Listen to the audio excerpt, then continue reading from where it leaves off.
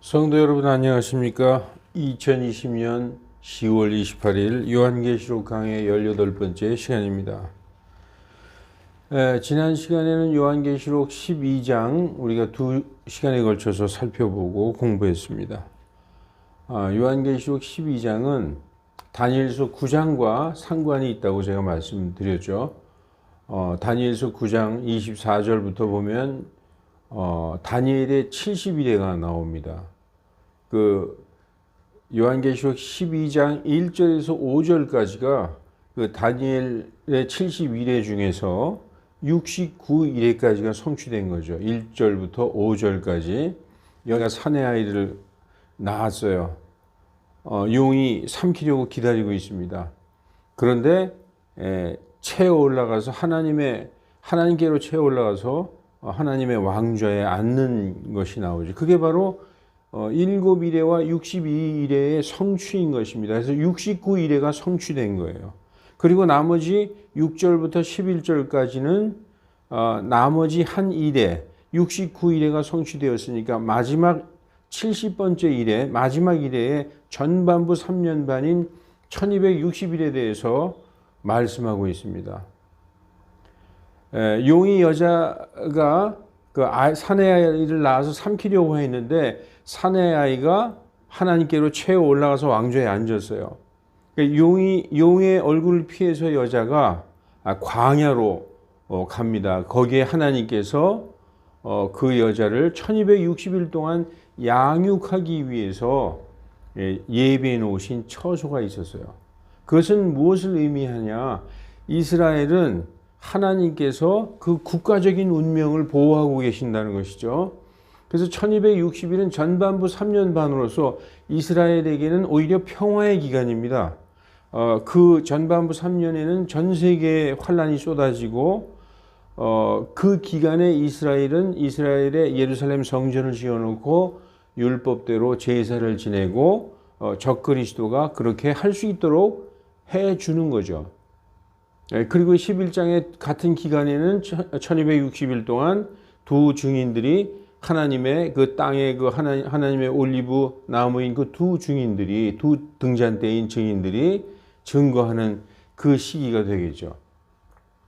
그런데 그 1260일 동안 이스라엘은 하나님께서 보호를 하시고 하늘에서는 미카엘과 그의 천사들 그리고 용과 그의 천사들의 전쟁이 있는데 용이 패하고 하늘에서 더 이상 있을 것을 찾지 못해서 땅으로 쫓겨 내려오는 장면이 나옵니다.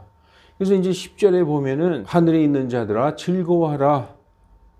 이는 우리 형제들을 고소하던 자, 우리 하나님 앞에서 그들을 밤낮으로 고소하던 자가 쫓겨났습니다. 이렇게 말씀하고 있어요. 그래서 그들은 우리 형제들은 어린 양의 피와 자기들이 붙잡은 그 증거로 인하여 그를 이기었으며 죽기까지 자기 생명을 사랑하지 아니하도다.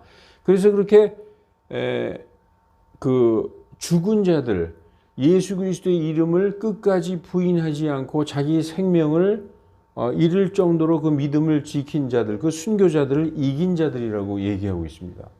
그래서 용이 이제 자기가 패한 걸 알고 땅으로 쫓겨 내려오면서 여자를 핍박하는 장면이 나오죠. 그러면서 하늘에 있는 자들은 하늘과 그 가운데 있는 자들은 즐거워하고 땅과 바다에 있는 자들은 화가 있으리라. 우리가 땅과 바다에 있는 자들이 지금 성경에서 요한계시록 7장에 보면은 14만 4천임을 알 수 있어요.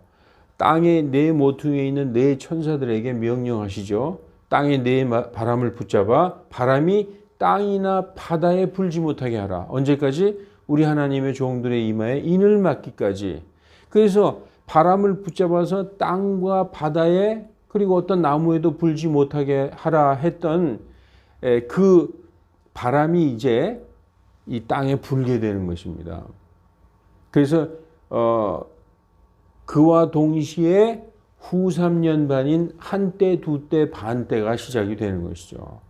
그래서 용이 땅으로 내려와서 사내 아이를 낳은 그 여자를 핍박하려고 할 때 하나님께서 큰 독수리의 두 날개를 줘서 그 여자가 광야에 자기의 처소, 전에 그 양육받던 그 처소로 가서 거기서 양육받게 하려 함이라 하고 미래로 얘기하고 있어요. 그것은 앞으로 있게 될 후 3년, 요한은 지금 미래에 있을 일을 얘기하지만 미래에 있는 일 중에서도 요한이 본 것은 전 3년 반 1260일은 성취가 됐고, 요한이 지금 12장에서 아직 보지 못한 것은 한때 두때 반때의 후 3년 반입니다. 그 12장에서. 그래서 용이 이제 그 여자를 핍박하기 위해서 여자에게 그 입에서 물을 뿜어서 큰 홍수를 쏟아부으니까 땅이 입을 벌려서 그 여자를 도와 홍수를 막아주죠. 용이 아주 진노해가지고 그 여자의 시중에 남은 자들, 그 여자의 시중에 남은 자들이 누구냐? 이스라엘의 남은 자들, 곧 하나님의 명령을 지키고 예수 그리스도의 증거를 가진 자들과 전쟁하려고 나아가더라. 이렇게 그 12장이 마지막으로 그렇게 말씀하고 끝나고 있습니다. 그래서 여자의 시중에 남은 자들을 누구를 얘기하고 있느냐? 하나님의 명령과 곧 율법을 지키는 유대인들을 얘기하는 거죠. 명령들과 규례들, 율법을 지키는 유대인으로서 예수 그리스도의 증거를 가진 자들, 즉 메시아닉 주, 유대인 크리스찬들, 그들과 전쟁하러 나가는데 그들이 누구겠어요? 바로 14만 4천인 것입니다. 그러면서 이어지는 게 오늘 공부할 13장 1절이 연결되는 것입니다. 이제 13장 공부하기 전에 우리 잠깐 기도하겠습니다. 거룩하신 하나님, 하나님을 사랑하고 하나님의 말씀을 믿고 순종하고 따르는 하나님의 자녀들에게 순수한 눈과 정확한 분별력을 허락하여 주시옵소서. 진리의 영으로 충만하게 하여 주셔서 진리를 듣는 귀를 열어 주시옵소서. 많은 성경들이 세상에 나와 있지만 어느 성경이 정말로 순수한 하나님의 말씀인지 깨닫게 하여 주시고, 오늘도 하나님의 말씀으로 우리의 혼을 정결하게 하여 주시고 이 예언의 말씀을 잘 깨달아 알고 이해하게 하여 주시옵소서. 주 예수님의 이름으로 기도하옵나이다. 아멘. 오늘 13장 1절을 보겠습니다. 내가 바다의 모래 위에 서서 보니 12장 마지막 절에 그 용이 그 여자의 시중에서 남은 자들과 전쟁하려고 나아가더라 하면서 바다에서 올라오는 짐승이 나오고 있는 것입니다. 마치 그 하늘에서 그 예수님께서 인간의 육신을 입고 이 땅에 내려오셔서 그 하나님의 일을 하시듯이 이 용이 그 육화해가지고 인카네이션해서 땅에서 사람으로 등장하는 거예요. 지금 1절에 보면은 내가 바다의 모래 위에 서서 보니 한 짐승이 바다에서 올라오는데 머리가 7이요 뿔이 10이라. 그 뿔들 위에 10 왕관이 있고 그 머리들 위에는 하나님을 모독하는 이름이 있더라.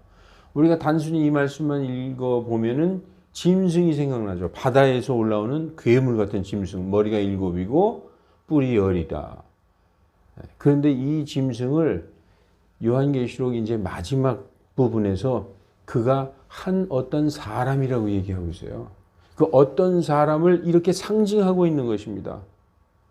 우리 그 하나님이신 예수님께서 인간의 육신을 입고 이 땅에 오셨어요. 인간의 육체로 오셔서 메시아로서 일을 하시고 올라가셨죠.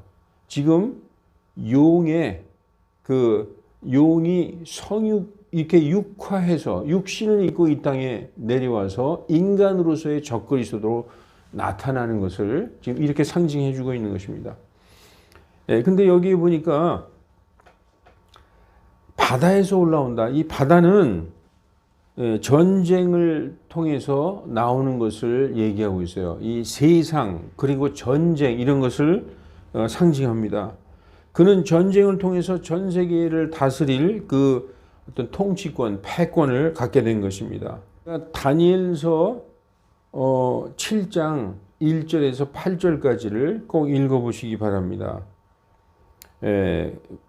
뿔들 위에는 10개의 관이 있고 이렇게 말씀하고 있어요. 뿔들은 분열 왕국을 의미합니다. 무엇이 분열된 건가?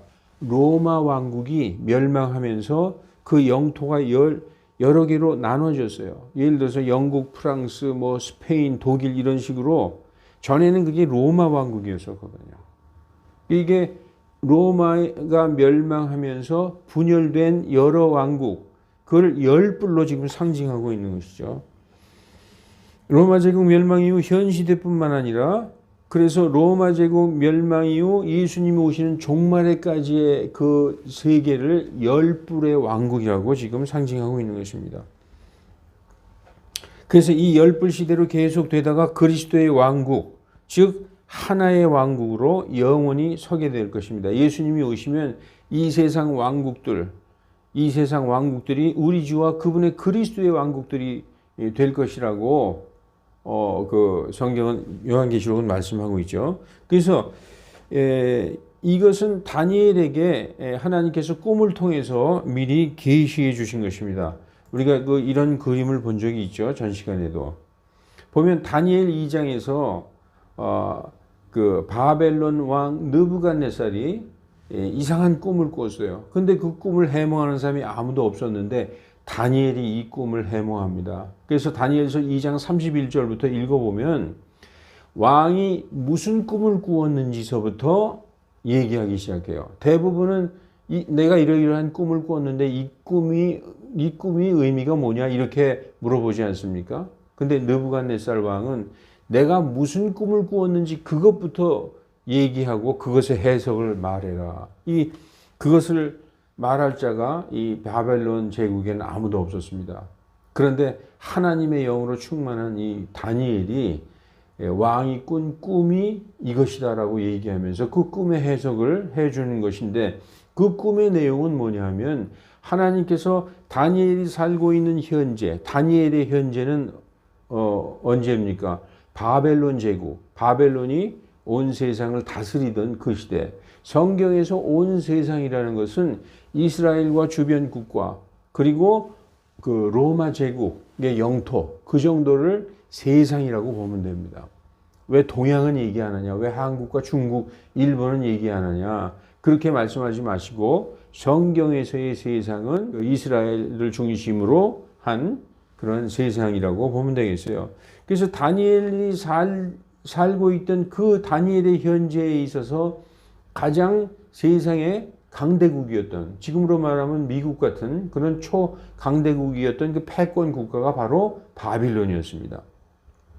그래서 다니엘이 살고 있는 그 바빌론에서부터 시작해서 예수님이 오실 종말 때까지의 세상의 그 왕국과 역사를 간단하게 그 느부갓네살 왕의 꿈에서 보여준 것이죠. 그 느부갓네살 왕의 꿈이 무엇이냐? 어떤 꿈에서 큰 형상을 봤다는 거예요. 동상이라고 생각해도 좋아요.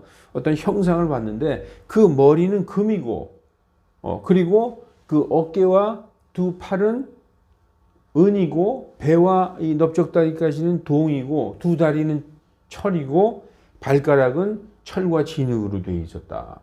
그런데 그 꿈을 해석하기를 그 금은 그 느부갓네살 왕 당신입니다. 즉 바벨론 제국을 얘기하는 겁니다. 그리고 은은 그 뒤에 바벨론이 멸망하고 나타날 페르시아 제국을 얘기하는 것이고, 이 동은 그리스 제국을 얘기하는 것이고, 철은 로마 제국을 얘기하는 거예요. 그런데 로마 제국이 멸망해서 10개의 발가락, 다시 말해서 그 10개의 뿔과 같은 의미가 있죠.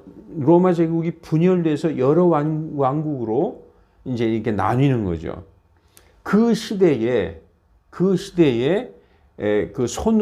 손으로 이 깎지않은 자연석, 그 돌이 이렇게 떠서 그 발가락을 내리쳤어요. 그 당시의 세상이죠. 그러니까 로마 제국이 분열하고 열 왕국의 그 세상, 열뿔을 상징하는 거죠. 열 발가락이나 열뿔 똑같은 의미입니다. 로마 제국이 분열해서 여러 나라로 이렇게 왕국이 분열됐다. 그것이 이제 종말까지 쭉 가는데 맨 마지막에 돌이 뛰어서 그 발을 쳤는데 그 형상이 완전히 먼지처럼 돼서 날아가 버리는, 사라져 버리는 그런 꿈을 꿨습니다. 그런데 이번에 다니엘서 7장에서는 다니엘이 직접 꿈을 꾸고 그 꿈에서 계시와 환상을 보게 됩니다. 그런데 큰 바다에서 대해에서 짐승들이 올라오기 시작했어요. 맨 처음에 올라온 짐승은 사자예요.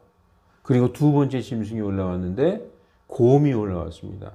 곰이 입에 갈빗대 3개를 물고 있어요. 표범이 올라왔어요. 머리가 4시고 날개가 달렸어요. 그리고 4번째 올라온 짐승은 듣도 보도 못한 아주 무서운 짐승이고 이가 쇠로 돼 있고 모든 나라를 이렇게 짓밟는 아주 그 말로 표현할 수 없는 그런 괴물 같은 짐승이 올라왔어요. 그 짐승의 머리에 10뿔이 있었다. 그런데 그 10뿔에서 작은 뿔, 11번째 뿔이죠. 근데 그 작은 뿔이 하나가 나왔는데 그 작은 뿔이 나오면서 먼저 기존에 있었던 10뿔 중에서 3뿔이 뿌리째까지 뽑혔다. 이런 그 꿈을 꿉니다. 이것은 뭐냐 하면은 아까 그 느부갓네살 왕이 꾸었던 꿈과 똑같은 꿈이죠. 다니엘이 살아있던 다니엘이 이 계시를 받던 그 현재의 초강대국이었던 바벨론, 그것을 사자로 표현하고 있어요. 바벨론의 특성은 아주 용맹하고 권위가 있다. 용맹하고 권위 있는 왕국인 바벨론. 그 두 번째 이 곰으로 대해에서 곰이 올라온 것은 아주 탐욕스럽고 그리고 굉장히 힘이 센 왕국이었던 페르시아를 상징하고 있고 이 동은 놋이죠. 이 놋은 머리가 4개 달린 그 알렉산더의 그 그리스를 상징하고 있습니다. 나중에는 이 그리스가 4개의 왕국으로 분열되지 않습니까? 그리고서 그리스가 멸망하면서 로마가 아무도 언제 본 적도 없는 아주 사나운 그런 짐승으로 지금 그 꿈에서 나타나고 있어요. 그 짐승이 이제 머리에 10뿔이 있었다. 그 10뿔은 장차 로마가 멸망하고 그 열국으로 나뉠 것을 이미 그 꿈에서 상징하고 있는 것이죠. 근데 그 작은 뿔 가운데서 그 10뿔 가운데서 작은 뿔이 나왔다. 이것이 바로 오늘 요한계시록 13장에 바다에서 올라온 짐승인 적그리스도를 말하고 있는 것입니다. 우리가 다니엘서 7장을 꼭 읽어봐야 돼. 2장도 꼭 읽어보시고 요한계시록을 공부하는 사람들은 다니엘서는 필수적으로 읽어봐야 됩니다. 특히 오늘 2장과 다니엘서 2장과 7장을 읽어보면은 다니엘 때로부터 예수님이 오실 때까지의 종말에 있을 그 세상 왕국의 흐름이 이렇게 되는구나. 그래서 다니엘이 바벨론 포로로 붙잡혀가지 않았습니까? 여호야킴 왕하고 BC 605년에 포로로 붙잡혀가서 그 당시에서부터 바벨론, 페르시아, 그리스, 로마 그리고 로마 멸망 후에 10뿔 또는 10발가락 이 시대 그 10뿔이나 10발가락 시대는 그 다니엘이 보지 못한 미래의 일이겠죠. 예수님이 오실 때까지 종말까지를 보여준 것이니까. 그래서 여기 지금 오늘 이 짐승을 보니까 머리가 7이요 뿔이 10이라. 이 머리가 7이라는 것은 우리가 다니엘서 그 7장에 보면은 사자의 머리가 하나 나오죠. 그 다음에 곰의 머리가 나오죠. 그 다음에 표범의 머리가 4이 나와요. 4. 네. 그리고 나머지 아주 무서운 짐승이 또 하나 나오죠. 그것이 바로 로마 제국. 그리고 나서 10뿔 왕국이 나오는 것입니다. 예, 그리고 뿔 위에 10왕관이 있다. 우리가 그 계시록 12장에서 그 거대한 붉은 용은 7머리에 10뿔인데 머리에 7왕관을 쓰고 있어요. 그런데 여기에선 10뿔의 왕관이 있다는 것은 통치하는 시대가 어떤 시대냐? 열불의 시대라는 것이죠. 그 12장에서는 7머리의 왕관을 쓰고 있었다는 것은 그 시대적 배경이 바빌론, 페르시아, 그리스, 로마 그때 시대를 얘기하는 것이고, 지금 요한계시록 13장에서 열 왕관이 있었다는 것은 로마가 멸망한 이후의 종말까지의 왕국에 대해서 어떤 통치권을 가지고 있는 자가 지금 올라온 것을 보여주고 있는 것입니다. 그런데 그 머리들 위에는 하나님을 모독하는 이름이 있더라. 이건 전부 마귀의 어떤 그 왕국이라는 것을 우리가 알 수 있는 것이죠. 하나님의 왕국은 예수 그리스도께서 오셔서 이 땅에 세울 왕국, 그것이 바로 하나님의 왕국인 것이죠. 바로 메시아 왕국이라는 것이죠. 그래서 그들 머리 위에는 신성 모독하는 이름이 있다. 다니엘서 7장 8절, 20절, 25절에 보면은 그들이 그가 이제 큰 입을 가지고 있으며 큰 일들을 말하는 것이 나옵니다. 12장의 거대한 붉은 용, 우리가 전 시간에 공부했던 거대한 붉은 용은 마귀 사탄 자신입니다. 그런데 오늘 13장에서 바다에서 올라온 짐승은 마귀 사탄의 아들인 짐승으로서 멸망의 아들이라는 것이죠. 적그리스도. 12장의 마귀의 머리에 7왕관이 있고 13장의 짐승은 10뿔의 왕관이 있다. 이것은 마귀와 그의 아들, 멸망의 아들, 짐승의 통치 시대가 다르다는 것을 지금 가르쳐주고 있는 것입니다. 자, 그래서 13장 2절에 내가 본 그 짐승은 표범과 같고 그 발은 곰의 발 같으며 그 입은 사자의 입 같은데 용이 자기 권능과 자리와 큰 권위를 그에게 주었더라. 그 바다에서 올라온 짐승의 모습이 전체적으로는 표범처럼 생겼어요. 그런데 발은 곰의 발 같은 발이 있었고 입은 사자의 입 같다.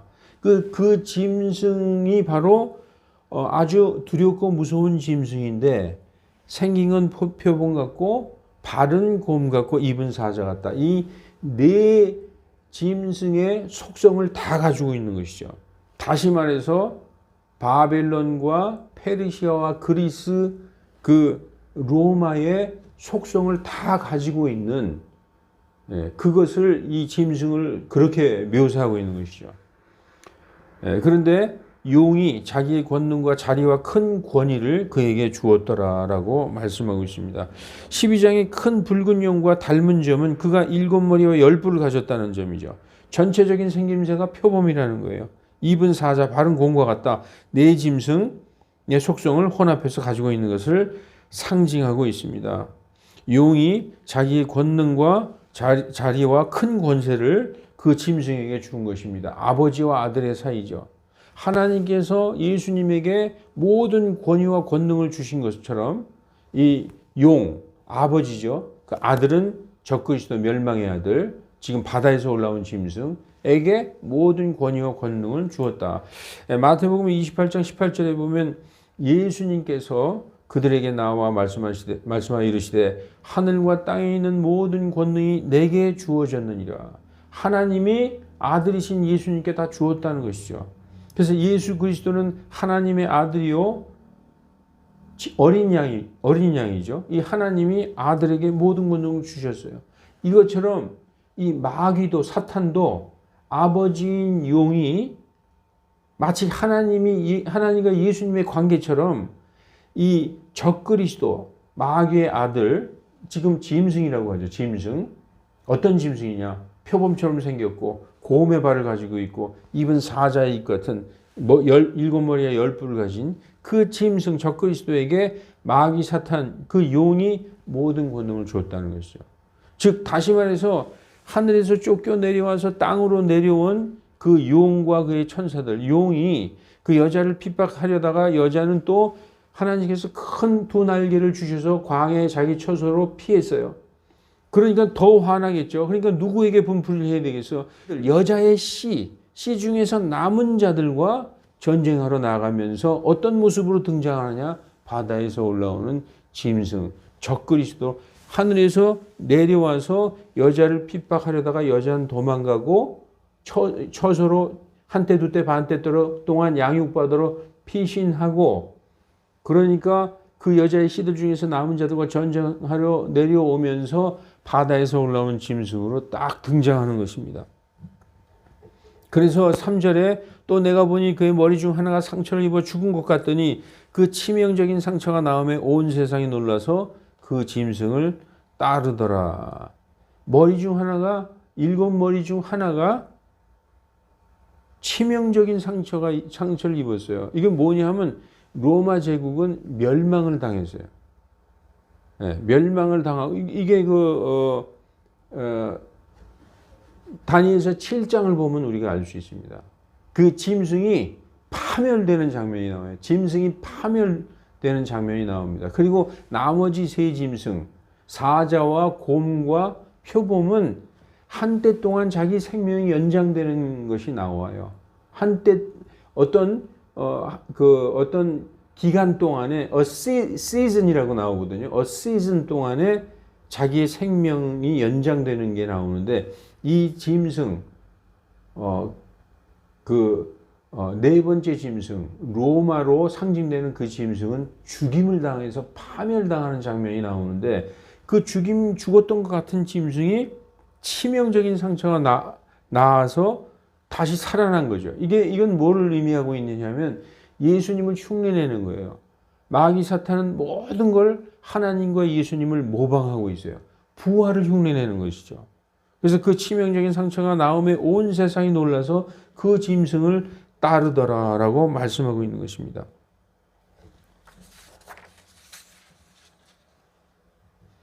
그래서 13장 4절에 보면 사람들이 그 짐승에게 권능을 준 용을 경배하고 또 그 짐승을 경배하며 말하되 누가 이 짐승과 같으면 누가 능히 그와 더불어 전쟁하리요. 아주 죽었다가 그 머리 중 하나가 치명적인 상처를 입어서 죽었다가 살아난 것 같은 이 부활의 권능을 보여주는 이런 짐승을 막 칭송하는데 마치 하나님을 찬양하듯 하고 있는 걸 볼 수 있어요. 우리가 보면 출애굽기 15장 11절에 보면 오 주여 신들 중에 주와 같으신 이가 누구니까. 여기 보면 계시록 13장 4절에 누가 이 짐승과 같으냐, 누가 이 짐승과 같을까. 출애굽기 15장 11절에 오 주여 신들 중에 주와 같으신 이가 누구이니까. 주와 같이 거룩함 속에서 영화로우시고 찬양 속에서 두려우시며 이적들을 행하시는 이가 누구이니까. 마치 그러한 찬송과 경배를 하고 있는 것을 볼 수가 있어요. 시편 35편 10편에 보면은 하나님과 같은 이가 어디 있으리요? 누가 주와 같으리까? 이러한 말씀들처럼 72편 19절에도 이제 그렇게 나와 있죠. 한번 이 시편의 말씀들을 보십시오. 마치 이처럼 용에게 하나님을 찬송하듯 찬송하는 장면들이 나오고 온 세상이 그 짐승을 따르는 것이 나옵니다. 그래서 13장 5절에 그에게 큰 일들을 말하고 하나님을 모독하는 입이 주어지고 42달 동안 지속할 권능이 주어지니, 이 42달은 한때, 두때, 반때죠. 1260일과 한때, 두때, 반때와 42달은 성경에서 우리가 하나님께서 이것은 언제를 말씀하시는구나를 알 수 있게끔 우리에게 그렇게 표현해 주신 것입니다. 1260일 그러면 전반부 3년 반이구나. 한때, 두때, 반때, 이건 후반부 3년 반이구나. 42달, 이스라엘의 핍박과 이스라엘이 짓밟히는 기간이구나. 한때, 두때, 반때와 같은 기간이죠. 이렇게 우리에게 알 수 있도록 해 주신 것입니다. 그래서 다니엘서 7장에서도 한때, 두때, 반때가 나와요. 그때와 이 후 3년 반의 야곱의 고난의 때는 동일한 기간이라는 것을 우리에게 가르쳐 주신 것입니다. 자, 다니엘서 7장 8절 보니까 아까 다니엘서 7장에 보면 다니엘이 꿈을 꿨는데 바다에서 네 짐승이 올라왔다고 그랬죠. 첫째는 사자, 둘째는 곰, 셋째는 표범, 머리 내달린 표범, 넷째는 무서운 짐승이 올라왔는데 그 짐승의 머리 위에 뿔이 10개가 있었다. 그런데 8절에 내가 그 뿔들을 깊이 살펴보는데 보라 다른 작은 뿔이 그것의 가운데서 나오더니 처음에 뿔들 가운데서 셋이 그것 앞에 뿌리채 뽑히더라. 또 보라 이 뿔에는 사람의 눈 같은 눈들이 있고 또 큰 일들을 말하는 한 입이 있더라. 10뿔은 로마 제국이 분열돼서 여러 나라로 갈라진 것을 상징한다고 말씀드렸죠. 10발가락 10뿔 이것은 로마 제국이 멸망한 후에 그 넓은 영토 그 제국의 영토가 나눠지면서 뭐 영국, 프랑스, 독일, 뭐 스페인 이런 식으로 다 나눠진 겁니다. 그런데 그 뿔들 가운데서 다른 작은 뿔이 하나 나왔다는 거예요. 11번째 뿔이죠. 작은 뿔이 하나 나왔는데 그 뿔 앞에서 먼저 있었던 세 뿔이 뿌리채 뽑혔다. 어떤 새 왕국이 완전히 멸망했다는 얘기나 마찬가지입니다. 그런데 이 뿔에는 사람의 눈 같은 눈이 있고 큰 일을 성경에서 큰 일을 말한다는 것은 하나님을 향하여 신성모독하는 입이라고 볼 수 있어요. 지금 하늘을 향하여 하나님을 향하여 신성모독하는 한 입이 있다. 그리고 많은 눈들이 사람의 눈 같은 눈들이 있다. 그리고 7장 20절 내가 그의 머리에 있던 10뿔과 또 솟아난 다른 뿔, 이 작은 뿔을 얘기하는 것이죠. 에 대한 진실을 알고자 하였는데 그것 앞에서 3개가 넘어졌더라. 그 뿔에는 눈들도 있고 심히 큰 일들을 말하는 입도 있더라. 그것의 모습이 그의 동료들보다 더 견고하더라. 그 뿔 중에서 가장 견고하더라 이런 얘기죠. 7장 25절 또 그가 지극히 높으신 이를 대적하려고 엄청난 말들을 하며 그 큰 입을 가지고 심히 큰 일을 말하는 입을 가지고 지극히 높으신 이가 누구예요? 하나님을 대적하려고 엄청난 말을 신성모독을 한다는 것이죠. 그래서 지극히 높으신 이의 성도들을 지치게 하고 또 때와 법을 바꾸려고 생각할 것이며 그들은 한 때와 두 때와 반 때까지 그의 손에 여기서 그들이 누굽니까? 지극히 높으신 이의 성도들. 지극히 높으신 이의 성도들은 한 때, 두 때, 반 때 동안 그의 손에 지금 이 다른 뿔, 작은 뿔, 하나님에게 엄청난 말을 하는 그 신성모독을 하고 하나님께 대항하는 적그리스도죠. 그의 손에 주어진다. 얼마 동안? 한때, 두때, 반때. 그 여자가 용의 낫을 피하여 하나님이 큰 독수리의 2날개를 주었어요. 한때, 두때, 반때 동안 양육받게 하려 합니다. 같은 때를 말씀하고 있는 것을 우리가 알 수 있습니다. 자, 계시록 13장 6절에 보면 그래서 여러분 반드시 다니엘서 2장과 7장을 비교해서 보시기 바랍니다. 계시록 13장 6절에 보면 그가 입을 벌려 하나님을 대항하여 모독하되 여기서 그는 누구예요? 바다에서 올라온 짐승 7머리와 10뿔 그리고 10뿔의 왕관을 쓰고 있어요. 왕관을 쓰고 있다는 것은 지금 현재 통치 중이라는 얘기죠. 7머리의 왕관을 쓰고 있다. 그러면 그 시대가 바빌론, 페르시아, 그리스, 로마 시대라는 거예요. 그런데 지금 10뿔의 왕관이 있다는 것은 로마 멸망 이후 예수님 오시기까지의 시대의 통치를 얘기하는 것입니다. 그래서 그가 입을 벌려 하나님을 대항하여 모독하되 그분의 이름과 그분의 성막과 하늘에 거주하는 이들을 모독하더라.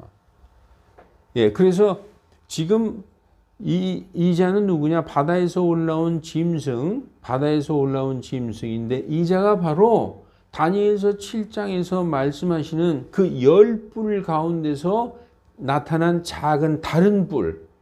그래서 그 큰 일을 말하는 입을 가지고 있고 사람의 눈 같은 눈들을 가지고 있는 자며 지극히 높으신 분을 향하여 대항하여 엄청난 말들을 하고 그 지극히 높으신 분의 성도들을 한때, 두때, 반때 동안 괴롭게 하는 그 자가 지금 바로 바다에서 올라온 짐승인 것입니다.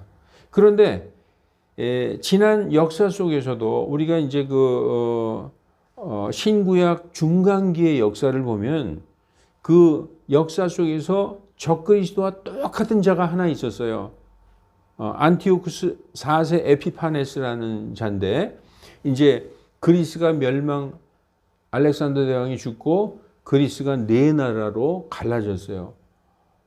그 리시마커스, 그리고 카산드로스, 그 다음에 그 이스라엘 북쪽의 시리아의 셀유쿠스, 남쪽의 이집트의 안티오쿠스, 이렇게 네 나라로 갈라져서 그 이스라엘에 가장 직접적으로 피해를 줬던 나라가 그 위에 있던 셀유커스 시리아 왕조와 밑에 그 이집트의 안티오쿠스 그 왕국과의 전쟁에서 중간에서 상당한 환난과 고난을 당했는데, 그 중간에서 이 이스라엘은 시리아의 그 왕이었던 안티오쿠스 에피파네스 4세로부터 엄청난 고난을 당했습니다.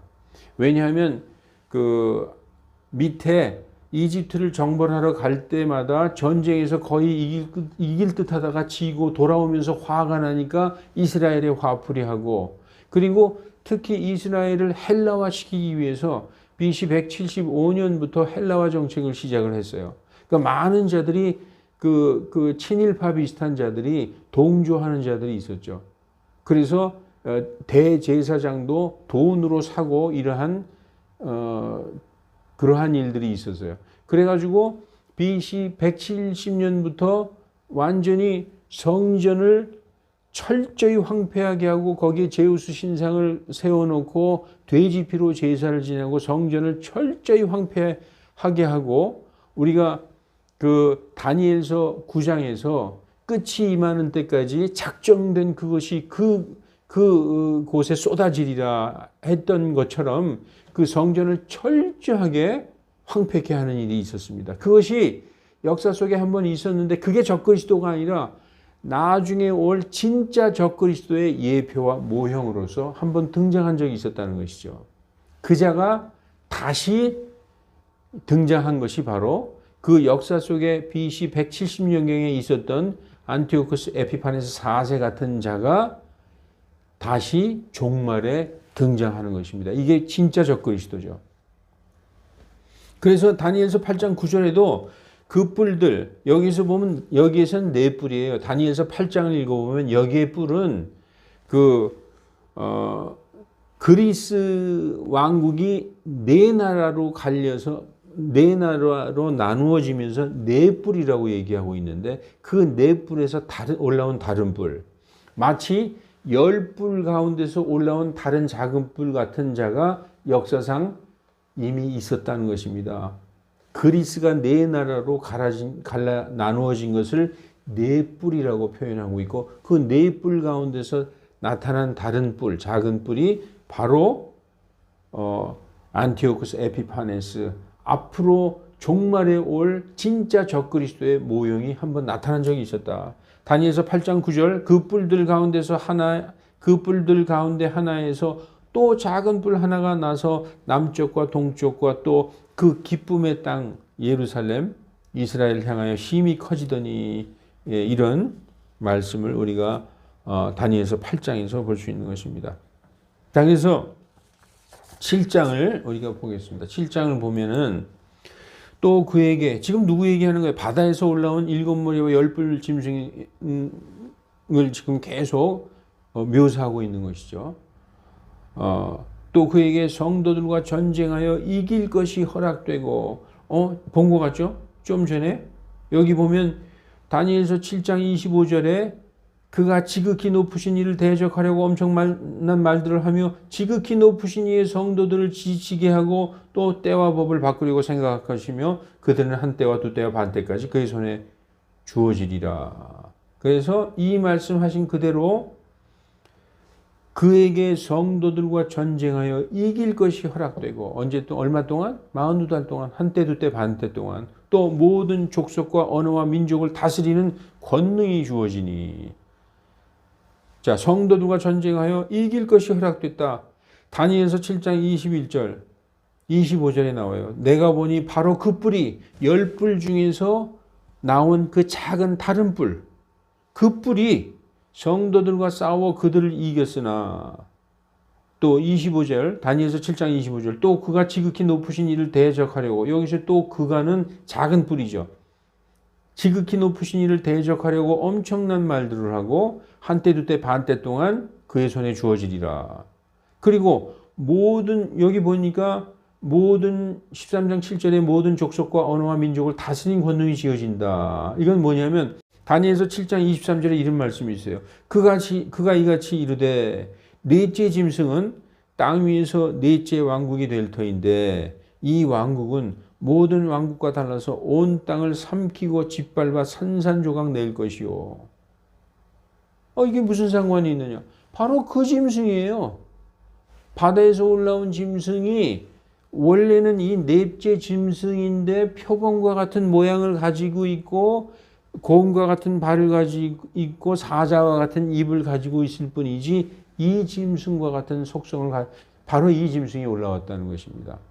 그러니까 로마의 무지막지한 강력함과 그리고 사제의 위엄과 용맹, 곰의 힘과 탐욕, 그리고 그 표범의 신속한 정복력 이런 걸 갖추고 있는 자로 지금 상징되고 있는 것이죠. 그래서 한때 두때 반때 동안 성도들을 이길 것을 하나님이 허락하셨다는 거예요. 여기에 나오죠. 성도들과 전쟁하여 이길 것이 허락되고 누가 허락하셨느냐? 하나님이 허락하셨다는 것입니다. 이들을 통해 이 적그리스도를 통해서 그 이스라엘 백성들을 세탁하시는 거예요. 세탁. 여러분 세탁할 때 어떻게 해요? 때 묻고 더러운 거를 비누 막 문질러 가지고 막 방맹이로 두들겨 가지고 막 비비죠. 그것이 바로 용광로의 단련, 정결하게 하는 기간, 그런 것을 상징하고 있는 것입니다. 자, 그래서 13장 8절 창세로부터 죽임을 당한 어린 양의 생명책에 그 이름이 기록되지 못한 채 땅에 거주하는 모든 자가 그에게 경배하리라. 누가 짐승에게 경배하느냐? 누가 적그리스도에게 경배하느냐? 누가 그 작은 뿔, 다니엘서에서부터 예언되어 있는 그 적그리스도, 성도들에게 이길 것이 허락된 그 42달 동안 이길 것이 허락된 42달 동안 이스라엘을 짓밟을 것을 허락된 이 자에게 누가 경배하느냐? 창세로부터 죽임당한 어린 양의 생명책에, 그러니까 앞에 있는 것은 수식어라고 생각해요. 그냥 생명책에 그 이름이 기록되지 못한 채 땅에 거주하는 모든 자, 다시 말해서 구원받지 못한 채 땅에 거주하는 모든 자는 다 이 자에게 경배한다는 거예요. 그러면 이 말은 무슨 말이에요? 구원받은 자만 빼놓고 다 이 적그리스도에게 경배한다. 구원받은 자들은 경배하지 않는다는 것이죠. 구원받은 자들은 경배하지 않는다는 거예요. 지금 킹 제임스 성경에서는 이 계시록 13장 8을 어떻게 번역을 했느냐? 창세로부터 죽임을 당한 어린 양의 생명책. 생명책은 생명책인데 누구의 생명책? 어린 양의 생명책. 이 어린 양이 창세로부터 죽임을 당했다고 얘기하고 있어요. 그 창세로부터 죽임을 당한 어린 양이 우리가 창세기 3장에 보면 하나님이 그 짐승을 잡아서 가죽옷을 해 입히는 장면이 나오죠. 그 짐승이 누구를 상징하고 예표하고 있어요? 예수 그리스도를 상징하고 있어요. 창세에 이미 죽임을 당한 것입니다. 우리에게는 창세라는 시간적인 개념이 있지만 하나님에게는 그것을 맘먹은 순간에 이미 그 아들은 우리를 위하여 내주신 게 된 것이죠. 그런데 개역성경에는 죽임을 당한 어린 양의 생명책에 창세 이후로 농명되지 못하고 이렇게 되어 있어요. 이것은 번역이 완전히 다른 거예요. 의미가 완전히 다른 의미로 가고 있어요. 창세 이후로 농명되지 못하고가 아니라 창세로부터 죽임을 당한 어린 양의 생명책에 그 이름이 기록되지 못한 채 땅에 거주하는 모든 자가 그에게 경배하리라. 그러면 우리가 이제 알 수 있죠. 누가 짐승의 표를 받게 되는지. 구원받은 자들은 짐승의 표와 상관없어요. 그 짐승의 표를 받는 순간에 그가 구원받지 못했다는 걸 그가 증명하게 되는 것이니까. 뒤에 가면 짐승의 표가 나옵니다. 그래서 9절에 누구든지 귀 있는 자는 들을지어다. 여기서 우리가 요한계시록 3장을 읽을 때, 2, 3장을 읽을 때 계속 나왔던 말씀이죠. 귀 있는 자는 성령께서 교회들에게 말씀하시는 것을 들을지어다. 이 귀는 성령의 음성을 들을 수 있는 귀, 곧 구원받은 자들의 귀를 얘기하는 거예요. 그래서 여기는 누구든지 구원받은 자들은 들을지어다 이렇게 말씀하고 있는 거예요. 이 구원받지 못한 자들은 이 말씀을 아무리 말씀을 설명해주고 이거 해줘봐야 아예 쓸데없는 얘기로 생각하고 있는 것이죠. 그래서 여기서 귀 있는 자, 성령이 말씀하시는 것을 들을 수 있는 그 귀를 가진 자는 들을지어다. 다시 말해서 구원받은 자들, 성령 받은 성도들은 들을지어다 라고 말씀하고 있는 것입니다. 뭐라고 말씀하시느냐? 10절에 포로로 끌고 가는 자는 포로로 끌려갈 것이요. 누가 포로로 끌려가죠? 한때 두때 반때 동안 누가 이기는 성도들과 짐승 간에 누가 이겨요? 짐승이 이긴다고 그랬죠. 얼마 동안 한때 두때 반때 42달 동안은 짐승이 이길 것을 허락해 주셨어요. 그 짐승이 끌고 가겠죠. 그리고 짐승이 칼로 죽이겠죠. 그런데 죽이는 자가 나중에 죽임을 당하고 끌고 가는 자가 나중에 끌려간다는 얘기예요. 그러니까 성도는 인내로 믿음으로 끝까지 견뎌내야 된다는 것이죠. 그 인내와 믿음의 기름을 준비해야 된다는 거예요. 다 성도인데 다 하나님을 믿고 예수님 믿는다고 구원받았다고 하고 있는데 예수님이 말씀하셨죠. 그 씨가 돌밭에 떨어졌는데 처음엔 기쁨으로 그것을 받아서 뿌리를 내렸어요. 그런데 말씀으로 인하여 환난이나 핍박, 말씀으로 인하여 예수 그리스도로 인하여 환난이나 핍박이 올 때는 그가 금방 견디지 못한다. 왜냐? 뿌리가 없어서. 그 뿌리, 믿음의 뿌리, 즉 환난과 그런 어떤 끝까지 견디는 믿음의 기름을 준비하지 않으면 예수님이 나중에 나는 너를 모르겠노라. 좀 열어주세요. 열어주세요. 아무리 그래도 나는 너희를 도무지 모른다. 이렇게 말씀하시는 것입니다. 현재 포로로 끌고 가는 자들은 짐승의 군대이나 오히려 나중에는 그들이 포로로 끌려갈 것이요. 그들이 성도들을 칼로 죽이지만 나중에는 그들이 칼로 죽임을 당하리라는 말씀입니다. 그러므로 성도들은 끝까지 인내와 믿음으로 버텨야 한다. 어떤 믿음? 예수님을 부정하지 않는 믿음. 그가 바로 창세로부터 죽임을 당한 어린 양의 생명책에 그 이름이 기록된 자인 것입니다. 오늘 여기까지 하겠습니다.